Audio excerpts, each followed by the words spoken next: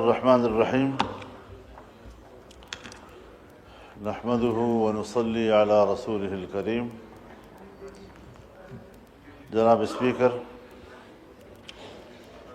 اور آپ کی وساطت سے تمام معزز اراکین ایوان،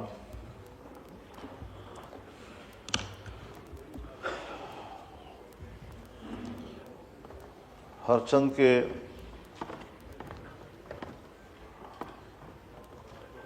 اس ایوان کی عوامی نمائندگی پر ہمیں تحفظات ضرور ہیں، لیکن ساتھ ساتھ پارلیمانی ذمہ داریاں بھی یہی ایوان نبھا رہا ہے اور ہم بھی اسی ایوان کا حصہ ہیں۔ اس سے قبل پارلیمنٹ کے دونوں ایوانوں نے 26ویں آئینی ترمیم پاس کی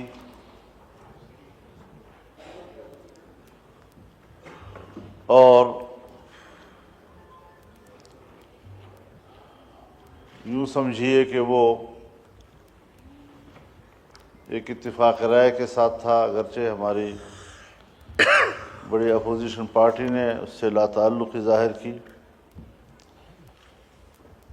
لیکن اس حوالے سے مذاکرات کا جو عمل 1 مہینے سے زیادہ عرصے تک رہا، اس میں تمام پارٹیاں حکومتی بینچز پہ یا اپوزیشن بینچز پہ سب آن بورڈ تھیں، اور سیاست میں یہی ہوتا ہے کہ مذاکرات ہوتے ہیں، دونوں فریق ایک دوسرے کو سمجھاتے ہیں، دلائل سے سمجھاتے ہیں اور بالآخر مسئلہ ایک حل پہ پہنچ جاتا ہے۔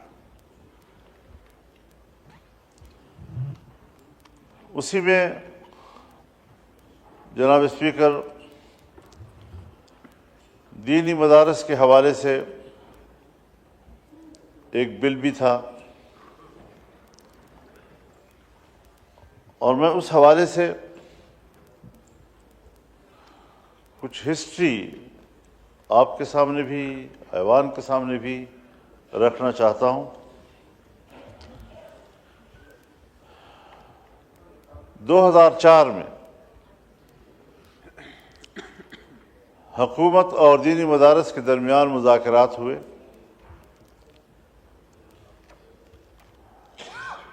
حکومت نے اس وقت مدارس کے حوالے سے 3 سوال اٹھائے تھے۔ پہلا سوال یہ تھا کہ دینی مدارس کا مالیاتی نظام کیا ہے، دوسرا یہ کہ دینی مدارس کا نصاب تعلیم کیا ہے، اور تیسرا یہ کہ دینی مدارس کا تنظیمی ڈھانچہ کیا ہوتا ہے۔ ان تینوں سوالات پر مذاکرات ہونے کے بعد جب حکومت مطمئن ہو گئی تو اس وقت ایک قانون سازی ہوئی، اور اس میں اتنا ضرور کہا گیا کہ دینی مدارس اس حوالے سے محتاط رہیں گی کہ کسی طرح بھی کوئی اس میں فرقہ وارانہ تعلیم نہ ہو، شدت پر آمادہ کرنے والا کوئی مواد پیش نہ کیا جائے۔ البتہ تقابل ادیان کے حوالے سے اور تقابل مذاہب کے حوالے سے علمی بحث اگر استاد کرتا ہے تو وہ اس سے مستثنیٰ ہوگا۔ کچھ بعد میں مشکلات آتی رہیں، ہماری خفیہ ایجنسیاں وہ مدارس میں براہ راست جاتی تھیں، وہاں پر ڈرانے دھمکانے پریشان کرنے کا ایک سلسلہ چل رہا تھا، جس پر سنجیدہ شکایت اٹھی، اور 2010 میں ایک پھر معاہدہ ہوا کہ کسی بھی مدرسے کے حوالے سے کوئی شکایت براہ راست مدرسے میں جا کر نہیں کی جائے گی، بلکہ اس تنظیم سے کی جائے گی جس کے ساتھ اس مدرسے کا الحاق ہے۔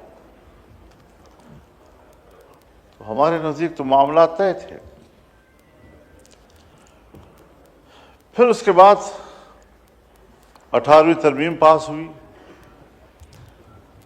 تو خود حکومت نے اس وقت یہ سوال اٹھایا کہ مدارس 1860 کی سوسائٹیز ایکٹ کے تحت رجسٹرڈ ہوتی ہیں، اور چونکہ اب وہ صوبائی مسئلہ بن گیا ہے، لہذا آپ وفاقی وزارت تعلیم کے ساتھ خود کو وابستہ کر لیں۔ یہ یعنی جیسے ہم ایک ڈاک خانہ تبدیل کر رہے ہیں دوسرے ڈاک خانے میں۔ پہلے ہم وزارت صنعت و حرفت کے ساتھ سوسائٹی ایکٹ جو خالصتاً اسی لیے بنایا گیا تھا کہ پرائیویٹ سیکٹر میں بننے والے جتنے ادارے کمپنیاں ہوں گی وہ سب اسی میں ہی رجسٹر ہوتی رہیں گی، اور اب آئیے وزارت تعلیم کے تحت۔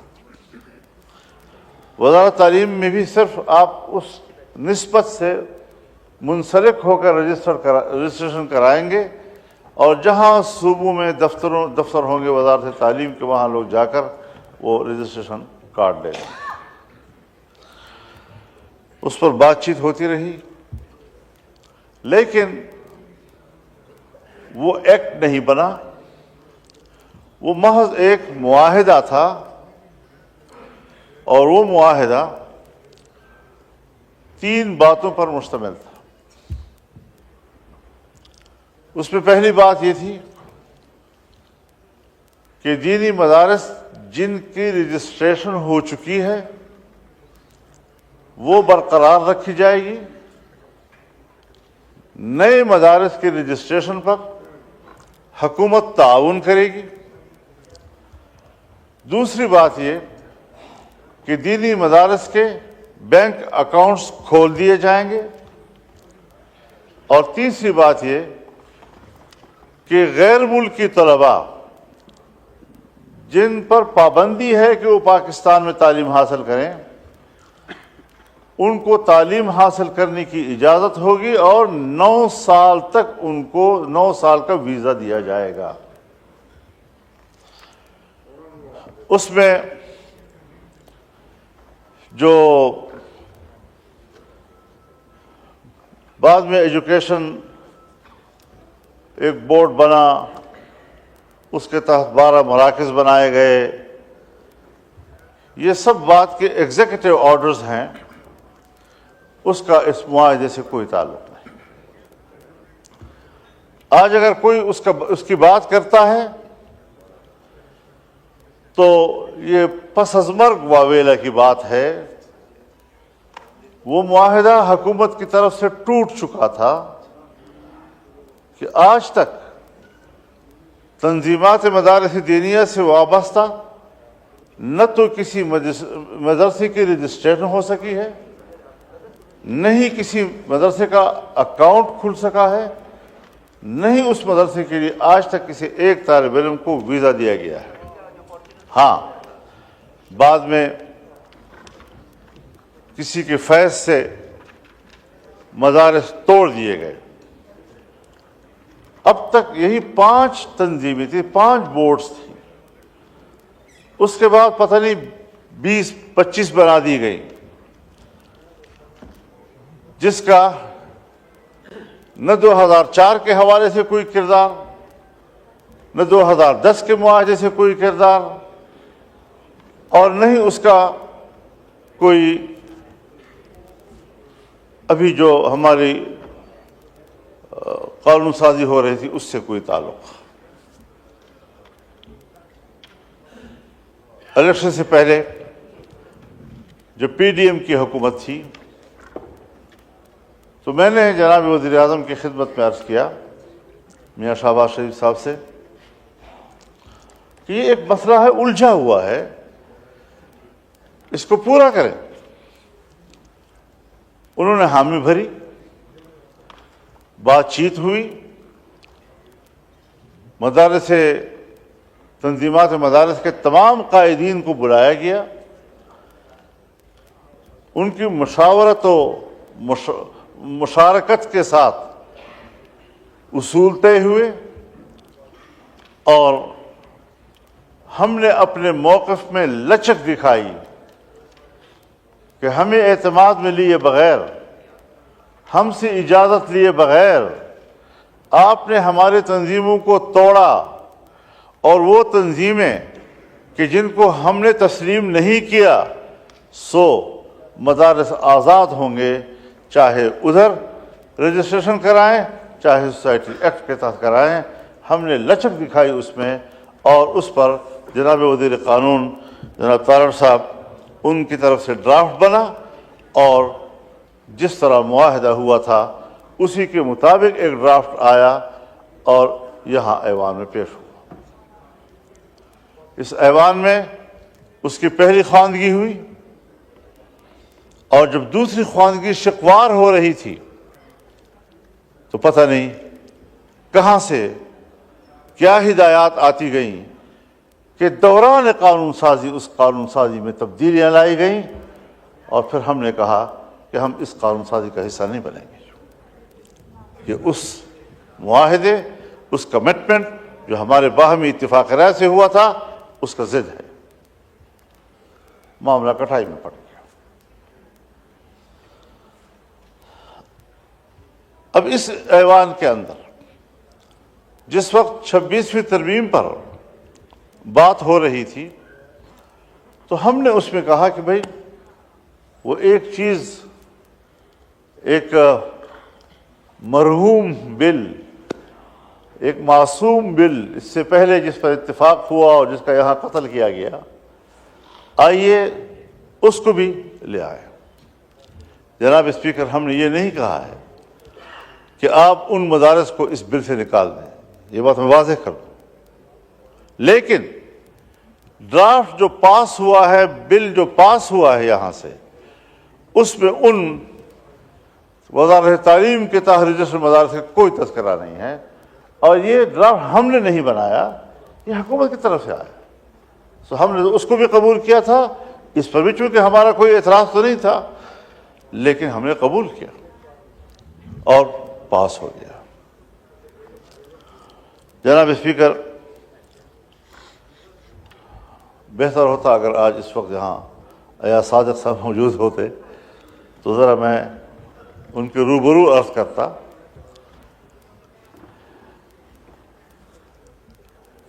یہاں 20 اکتوبر اور 21 اکتوبر یعنی 12 بجے کے بعد رات کے صبح تک یہ قانون قومی اسمبلی سے بھی پاس ہو گیا، سینٹ سے پہلے پاس ہو چکا تھا۔ سینٹ میں جب پاس ہو رہا تھا تو تاریخ 20 اکتوبر کی تھی، اور جب قومی اسمبلی سے پاس ہو رہا تھا تو تاریخ 21 اکتوبر کی تھی۔ اور جو ہی وہ پاس ہوا، میرے پاس جکرانی صاحب تشریف لائے اور مجھے انہوں نے کہا کہ سائن سیریمنی پریزیڈنسی میں ہو رہی ہے، فوری طور پر ہم نے وہاں جانا ہے، ناشتہ بھی وہیں کریں گے اور پریزیڈنٹ صاحب ان پہ دستخط بھی کر دیں گے۔ میں نے ہاں کیا، لیکن آدھے گھنٹے کے بعد وہ پھر تشریف لائے اور کہا کہ یہ وہ فی الحال ملتوی ہو گیا۔ ٹھیک ہے، اب سوال یہ ہے حضرت کہ 28 اکتوبر کو جناب صدر اس بل پر ایک اعتراض بھیجتے ہیں، اور ظاہر ہے کہ دونوں ایوانوں میں جب ایک بل آتا ہے تو جس ایوان میں آخر میں پاس ہوتا ہے اسی سے پریزیڈنسی میں جاتا ہے، اور وہاں سے کوئی آبجیکشن ہوتا ہے تو وہاں سے بھی اسپیکر قومی اسمبلی کے پاس پھر آیا، کیونکہ یہاں آخر میں پاس ہوا اور آبجیکشن آیا، اور اسپیکر صاحب نے اس کی تصحیح کر دی، اس کو ایک قلمی غلطی قرار دے کر۔ اب آبجیکشن آیا، اسپیکر صاحب نے باقاعدہ آئین کا حوالہ دیا، آرٹیکل 75 کا، اس آئینی حوالے کے ساتھ انہوں نے ان کے پاس جواب بھیجا، اور یہ 28 اکتوبر تھی۔ اس کا معنی یہ ہے کہ جناب صدر کو یہ بل موصول ہو چکا تھا، یہ علامت تھی اس بات کی کہ وہ موصول ہو چکا ہے۔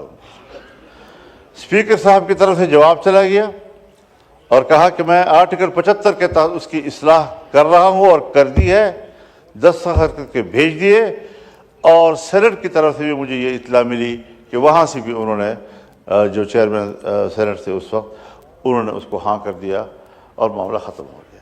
کیوں؟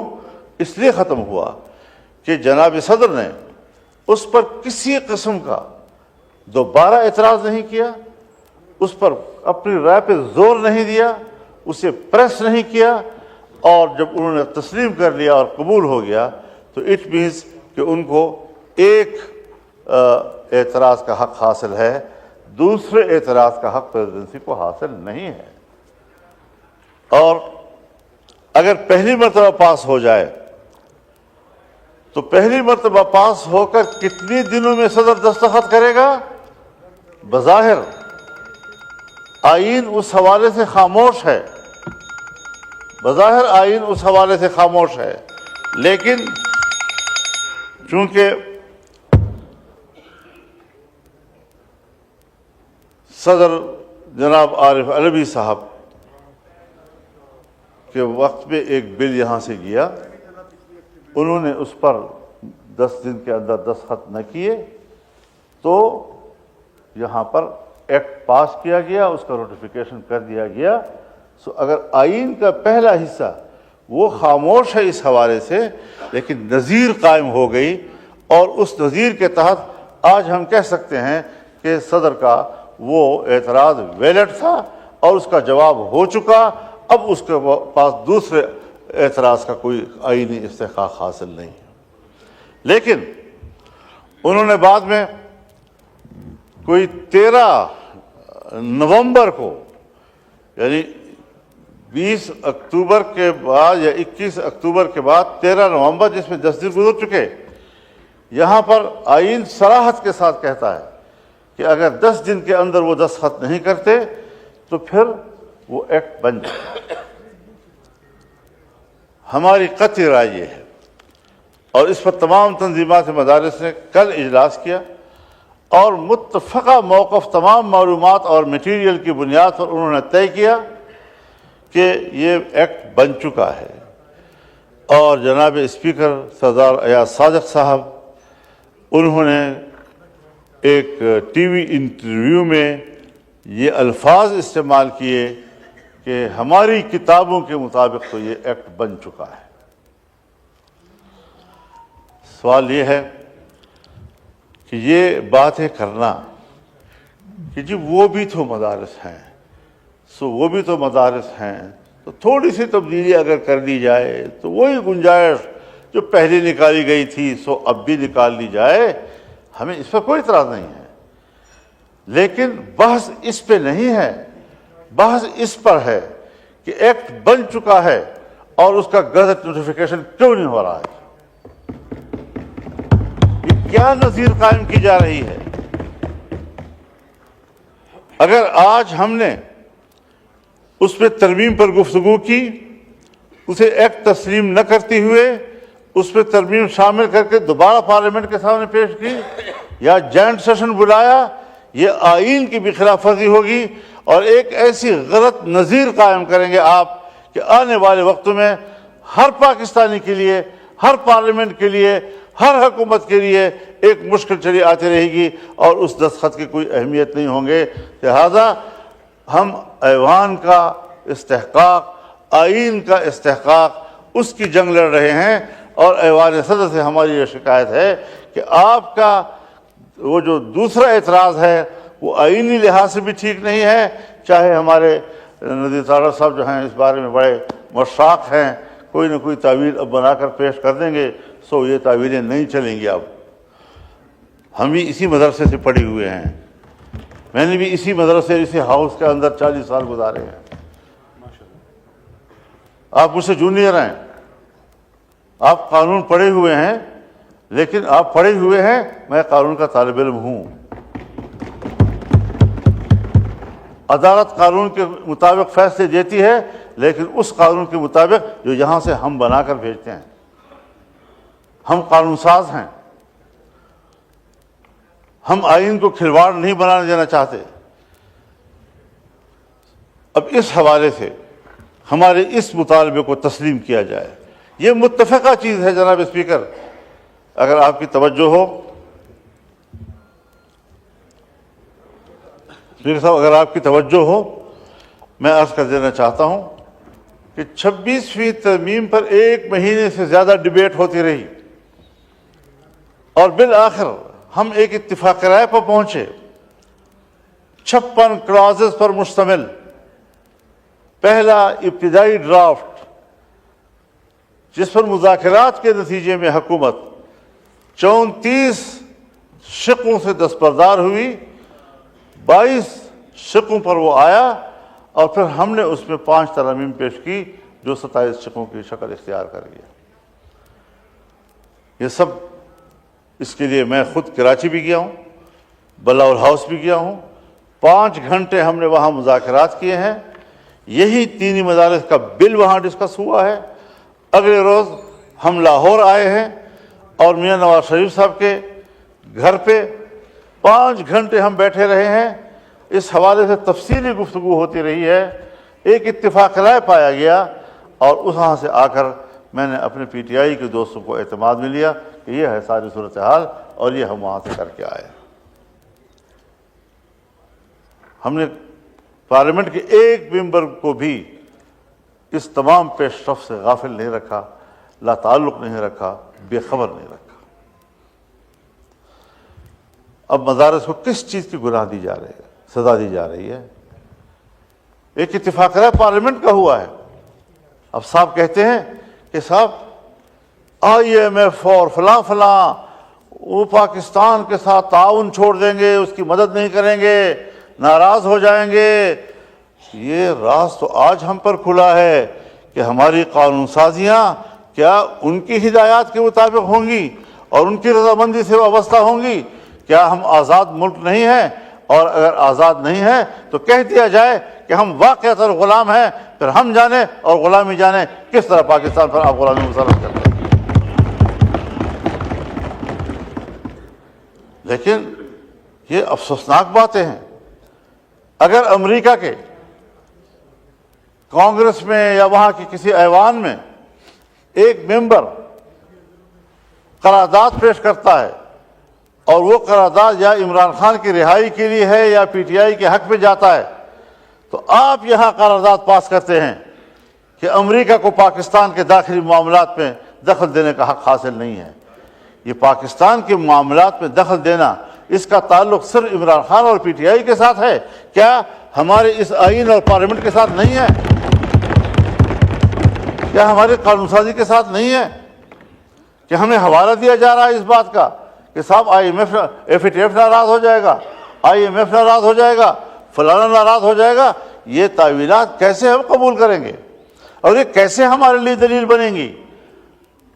اس حوالے سے پورے ملک بھر میں ایک شدید قسم کی ناراضگی پائی جا رہی ہے اور ہم رفتہ رفتہ اس بات کی کوشش کر رہے ہیں کہ کسی تلخی کی طرف ہم نہ جائیں، کیونکہ پاکستان اس کا متحمل ہمیں نظر نہیں آ رہا ہے. اس کے حالات میں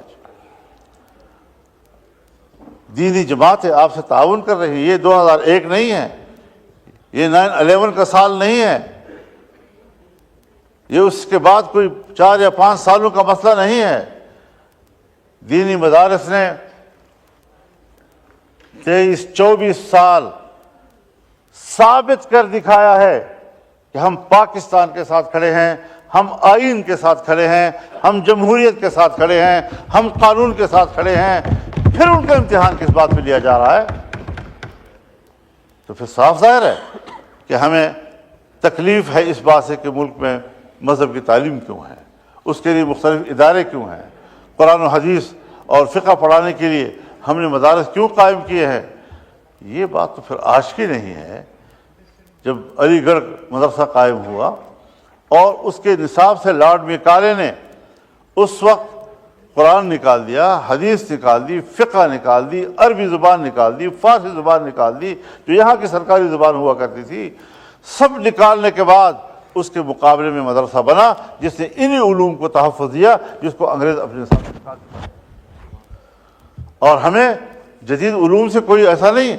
میں بتانا چاہتا ہوں حضرت آپ کو کہ کہ حضرت شیخ الہند مولانا محمود حسن جب 1919 میں مالٹا سے رہا ہو کر واپس آئے اور یہاں انہوں نے 9 ماہ کی زندگی گزاری، زندگی کے آخری لمحوں میں وہ علی گڑھ گئے اور علی گڑھ کو کہا کہ صاحب ہم مسلمان ہیں، آئیں نصاب ایک کرتے ہیں، جدید و عصری علوم کا اور دینی علوم میں فرق و امتیاز، یہ تو اس سے پہلے نہیں تھا ہندوستان کی تاریخ میں، یہ تو وعلیکم السلام، یہ تو اس سے قبل نہیں تھا، بر صغیر سے باہر بھی کسی دینی مدرسے کا سوچ نہیں ہے، تو آئیے آپ نصاب ایک کر دیں۔ ان کو پذیرائی نہیں ملی، اور ہر چند کی ان کو پذیرائی نہیں ملی، تب بھی انہوں نے وہاں جامعہ ملیہ قائم کیا، مشترکہ نصاب کے حوالے سے وہ آگے پروان نہیں چڑھ سکا۔ آج وہ جامعہ ملیہ میں دلی کا سب سے بڑی یونیورسٹی ہے،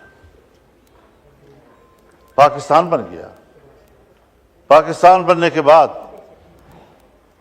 مولانا شبیر احمد عثمانی، قائد اعظم محمد علی جناح کے رفیق، پاکستان کا پہلا جھنڈا انہوں نے لہرایا، اور مفتی محمد شفیع عثمانی جو مولانا تقی عثمانی اور رفیع عثمانی صاحب کے والد بزرگوار تھے رحمۃ اللہ علیہ، وہ 51 تک اس بیوروکریسی کے ساتھ، اس حکومت کے ساتھ رابطے میں رہے کہ اب تو نہ ہندو ہے نہ انگریز ہے، آئیں ایک نئے ملک میں ہم ایک نیا نصاب تجویز کرتے ہیں تاکہ ہمارے بچے جو ہیں وہ تقسیم نہ ہوں۔ لیکن یہاں پر بھی ان کو پذیرائی نہیں ملی۔ اب دینی مدرسے کے نصاب کو قبول نہ کرنا، یہ پاکستان کی ابتدا سے لے کر آج تک ہماری بیوروکریسی اور ہماری اسٹیبلشمنٹ کی ایک ذہنیت ہے، اور وہ ذہنیت کار فرما ہے جس کو آج 9/11 کے بعد ایک نئی سپورٹ عالمی سطح پر مل رہی ہے، اور وہ کسی طریقے سے بھی مدارس کے نظام کو تہس تہس کرنا چاہتے ہیں۔ کیوں کر رہے ہو؟ ہم نے تو جدید علوم کا انکار نہیں کیا۔ آپ نے کہا میٹرک پڑھاؤ، ہم نے کہا میٹرک پڑھائیں گے۔ آپ نے کہا B A F A F S C پڑھاؤ، ہم وہ کریں۔ آپ نے کہا اے لیول او لیول پڑھاؤ، ہم نے کہا بالکل ٹھیک ہے۔ آپ نے کہا کہ یونیورسٹیوں میں جو مضامین پڑھائے جاتے ہیں کم از کم 3 مضامین کا آپ کے بچے امتحان دے دیں تو اس کے بعد ہم آپ کو بی اے اور ایم اے کے گریجویشن کے سرٹیفکیٹ آپ کو مہیا کر دیں گے، ڈگریاں مہیا کر دیں گے۔ حضرت ہم نے اور ہمارے بچوں نے آپ کے سکولز یونیورسٹیز کے بورڈ میں امتحانات دیے ہیں۔ میرے تعلیمی ادارے کے بچوں نے جب آپ کے بورڈز کے اندر امتحان دیے تو پہلی پوزیشن بھی دینی مدرسے کے طالب علم نے لی، دوسری پوزیشن بھی دینی مدرسے کے طالب علم نے لی، اور تیسری پوزیشن بھی دینی مدرسے کے طالب علم نے لی۔ آئے شرح دیکھ لیں، ہمارے بچے، علماء اور مدارس کے بچے کس شرح کے ساتھ کالج پڑھ رہے ہیں اور اسکول پڑھ رہے ہیں اور یونیورسٹی میں جا رہے ہیں، اور آپ اپنی بھی شرح دیکھ لیں کہ آپ کے بچے کتنے مدرسے میں آتے ہیں اور مدرسے میں قرآن و حدیث کے علوم حاصل کرتے ہیں۔ ہم تو آج بھی، میں تو جدید علوم اور قدیم علوم اور عصری علوم اور دینی علوم اس کے فرق کو تسلیم ہی نہیں کرتا۔ اس کی ضرورت کیا ہے؟ کیا حضرت نوح علیہ السلام کے پاس لکڑی کا علم نہیں تھا؟ اور لکڑی کا علم تھا تو کشتی بنائی نا۔ کیا حضرت داؤد علیہ السلام کے پاس لوہے کا علم نہیں تھا؟ لوہے کا علم تھا تو آپ زرہ بناتے تھے، آپ خود بناتے تھے۔ یوسف علیہ السلام، کیا ان کے پاس علم ریاضی اور حساب کتاب اور معاشیات کا علم نہیں تھا؟ تبھی تو انہوں نے خود پیشکش کی کہ مصر کی معیشت کو بہتر بنانے کے لیے اجعلنی علی خزائن الارض انی حفیظ علیم، مجھے اس کے خزانے کا نظام دیا جائے، میں بہت اچھا اس نظام کو جانے والا ہوں۔ اپنی خدمات خود پیش کی۔ اب اگر انبیاء کرام انہوں نے یہ صنعتیں اور یہ حرفت وہ ہمیں سکھائی، قرآن نے اس کا تذکرہ کیا، تو یہ علوم بھی تو انبیاء کرام کے علوم ہیں، ہم کیسے اس کا انکار کریں گے؟ اگر میں اپنے بچے کے بارے میں سوچتا ہوں کہ اس کو انگریزی آنی چاہیے، اگر میں اپنے بچے کے بارے میں سوچتا ہوں کہ اسے سائنس آنی چاہیے، اگر میں اپنے بچے کے بارے میں سوچتا ہوں کہ اس کو معاشرتی علوم آنے چاہیے، اگر میں اپنے بچے کے بارے میں سوچتا ہوں کہ اسے جغرافیے کا علم ہونا چاہیے، تو کیا قوم کے بچوں کے لیے میں نہیں چاہوں گا کہ یہ علوم ان کے پاس ہوں؟ لیکن کیا اس تقسیم کے ہم ذمہ دار ہیں؟ آج آپ ہم پہ دباؤ ڈال رہے ہیں، اور میں بطور گواہ پیش کر سکتا ہوں بہاولپور جامعہ ایک عظیم الشان جامعہ گزرا ہے، جس میں مولانا شمس الحق افغانی کے لیول کے علماء کرام درس و تدریس کیا کرتے تھے۔ کہاں ہے وہ جامعہ آج؟ وہ اسلامیہ کالج بن گیا ہے پشاور میں۔ جو اسلامیہ کالج ہے، جب اس کا قیام ہوا تھا تو اس کا نام دارالعلوم الاسلامیہ تھا۔ آج جا کر ذرا دیکھیں نا، کیا علوم اسلامیہ کا وہاں کوئی تصور ہے؟ صوبہ سندھ میں ہمارے پاس 2 ایسے مدارس تھے کہ جن میں حکومت کے مشورے سے اسکول کا نظام رائج کیا گیا۔ آج ایک مکمل اسکول ہے اور ایک مکمل کالج ہے، دینی علوم اس میں کچھ بھی نہیں ہے۔ اکاڑا میں ایک مدرسہ تھا جس میں اسکول کی تعلیم دی گئی، سرکار نے اس پر قبضہ کیا، آج وہ مکمل اسکول ہے، اس میں دینی علوم کا تحفظ نہیں ہے۔ تو جب ہمیں تجربہ ہے کہ جہاں جس مدرسے میں آپ آ گئے تو پھر وہ ایک وہ بدو کا خیمہ بن جاتا ہے، سر اندر کیا اور اس کے بعد پورا اونٹ اندر اور بدو باہر۔ اس طریقے سے آپ کے رویے ہیں دینی علوم کے ساتھ۔ کیسے ہم اعتماد کریں؟ ہم اپنے مدارس کے حریت و آزادی کو ہر قیمت پر برقرار رکھنا چاہتے ہیں، لیکن ملک میں قانون سے ماوراء زندگی نہیں گزارنا چاہتے۔ ہم ایک قانون کے تحت رجسٹر ہو کر رہنا چاہتے ہیں۔ رجسٹریشن اچھی چیز ہے۔ آپ کہتے ہیں کہ مدارس جو ہیں وہ مین اسٹریم میں آئے، تو رجسٹریشن ہی کے ذریعے سے آئیں گی نا۔ اور یہ کہنا کہ چونکہ تعلیمی ادارے ہیں لہذا تعلیم کے ساتھ ہونے چاہیے، تو کل کوئی ہیلتھ کی دنیا میں رفاہی کام کرے گا، ایک NGO بنائے گا، پھر اس کو وزارت صحت کے ساتھ وابستہ ہونا چاہیے۔ رجسٹریشن کا ایک ہی ادارہ ہے، بنا ہے انگریزوں کے زمانے سے آج تک ہمارے پاس موجود ہے، اور اسے کوئی مداخلت آج تک نہیں کی۔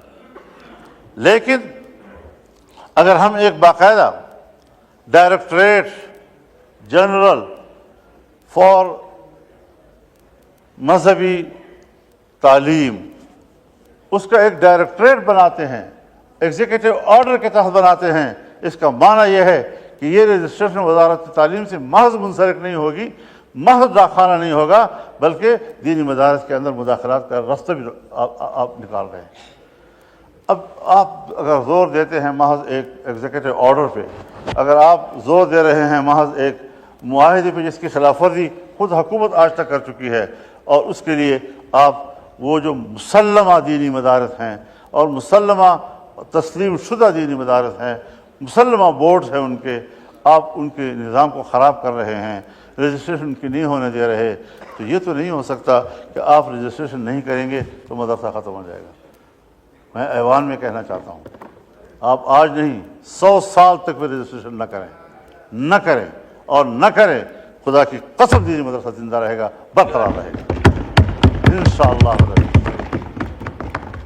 آپ بینک اکاؤنٹ نہ کھولیں ہمارے، انشاءاللہ پیسے آئیں گے، لیکن خدا کے لیے خلائی مدارس کے لیے ہمارے حقیقی مدارس کے نظام کو برباد نہ کیجیے۔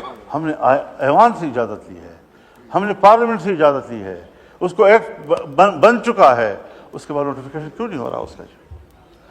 تو اس پر ذرا میری معذورات کو اہمیت دی جائے، حالات خواہ بگاڑ کی طرف نہ لے جائیں۔ پہلے ہم نے اپنا جماعت کا موقف دیا تھا، اب تمام تر تنظیمات مدارس دینیہ نے رات کو میٹنگ کر کے ایک واضح موقف دے دیا ہے کہ یہ ایکٹ ہے اور ہم اس کو ایکٹ تسلیم کرتے ہیں اور نوٹیفیکیشن کا مطالبہ کر رہے ہیں۔ تو اس چیز کو مد نظر رکھ کر یہ جو کہا جاتا ہے جوائنٹ سیشن بلایا جائے گا اور امینڈڈ جو ہے وہاں سے، کوئی امینڈڈ ہم قبول نہیں کریں گے۔ روایات کو خراب مت کرو، آئین کو خراب مت کرو، آئین میں جو چیز طے ہے اس کے مطابق ہو جانے دو، بعد میں دیکھیں گے نا۔ ہم کسی کی تعلیم کا تو انکار نہیں کر رہے، تعلیم جہاں وہ کر سکتا ہے اس کو حق حاصل ہے، اسکول یونیورسٹی بھی ہیں، اور کتنے ادارے ہیں، کتنے رفاہی ادارے ہیں، غیر حکومتی ادارے ہیں، وہ آج بھی تو اسی سوسائٹی ایکٹ کے تحت رجسٹر ہیں، لیکن صرف مدارس کو کیوں نشانہ بنایا گیا؟ مدارس میں تقسیم پیدا کیوں کی گئی؟ آپ چاہتے ہیں کہ علماء آپس میں لڑیں؟ ہم علماء نہیں لڑیں گے آپس میں، کوئی مسئلہ نہیں ہے. ہم نے پہلے بھی فراخ دلی دکھائی ہے، ہم آج بھی اس پہ اعتراض نہ کرتے اگر ایکٹ میں پہلے وہی چیز موجود ہوتی. لیکن چونکہ ایکٹ بن چکا ہے لہذا ایکٹ بننے کے بعد ترمیم اس وقت تو نہیں ہو سکتی، بعد میں اگر کوئی تجویز آ گئی تو ہم بات کر سکتے ہیں، اس کے بعد بات ہوگی. لیکن ایکٹ ایکٹ ہے. پارلیمنٹ کی عزت کرو خدا کے لیے. کم از کم میرے تو تحفظات ہیں اس الیکشن پہ، کم از کم اس اپوزیشن کے پی ٹی آئی کے تو اعتراضات ہیں. حکومت تو اپنے آپ کو صحیح حقیقی منتخب نمائندہ سمجھتی ہے اپنے آپ کو. اپنے دعوے کے مطابق تو آپ اپنا رویہ جو ہے ٹھیک کر لیں. تو اس حوالے سے چاہے پاکستان پیپلز پارٹی پارلیمنٹیرین ہو، چاہے پاکستان مسلم لیگ ہو، چاہے ایم کیو ایم ہو، چاہے باپ پارٹی ہو، جتنی بھی ان کے اتحادی اس وقت حکومت میں بیٹھے ہیں، سب کی کمٹمنٹ ہے، سب کا ووٹ ہے. اب ووٹ دینے کے بعد اگر وہ کہیں اور پارلیمنٹ سے کہلوایا جائے کہ ہاں ہم سے غلطی ہوئی تھی، میرا خیال میں پھر یہ پارلیمنٹ کی بھی بہت طویل ہوگی. لہٰذا جو طے ہوا ہے ہم اسی کو بات کو ایمفسائز کر رہے ہیں، اس پر زور دینا چاہتے ہیں اور ہر قیمت پر اس کو حل کرنا چاہتے ہیں. اگر اس سے آگے پیچھے معاملہ گیا تو یقیناً پھر ایوان نہیں میدان میں فیصلے ہوں گے. اللہ تعالیٰ ایسی امتحانات